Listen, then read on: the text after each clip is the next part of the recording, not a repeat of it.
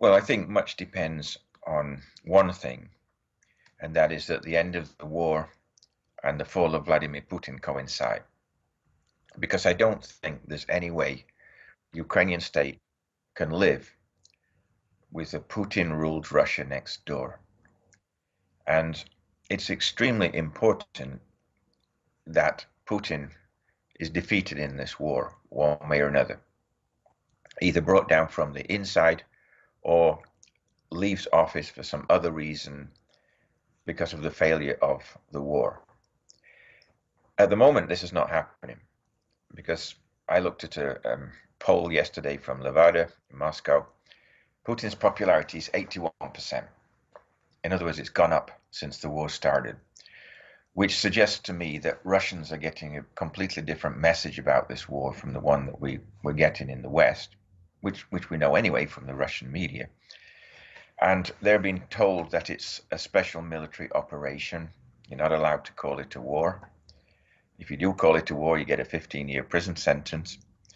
So it's a special military operation.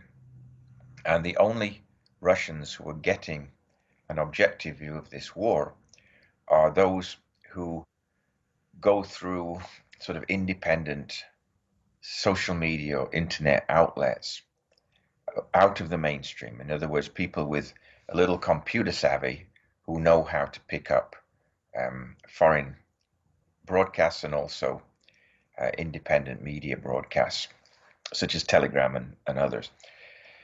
And that's a small portion of the population. I would say about 5 to 10% at most of people in Russia are getting that view. The rest of them are watching TV and getting a barrage of propaganda about Ukrainians firing missiles on their own cities, committing war atrocities, being run by Nazis, or in the pay of NATO and the United States. This is the message that's coming across to Russians. And Putin has sent his army in there to protect Russians in Ukraine, Russian speakers, ethnic Russians in Ukraine. That's the message. So it's very difficult, I think, to explain this war. We may have to go back to the days of the Cold War and Radio Liberty, sending illegal broadcasts into Moscow, which to some extent they're trying to do. But this is the extent, and it's also an age where social media is much more prevalent.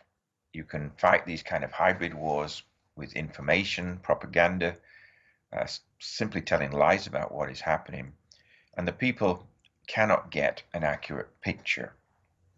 So the only way these people will begin to understand the war is when all the body bags show up at the airport and their families are involved, right? They lost people. And the more that are killed, the better it would be for the rest of the world.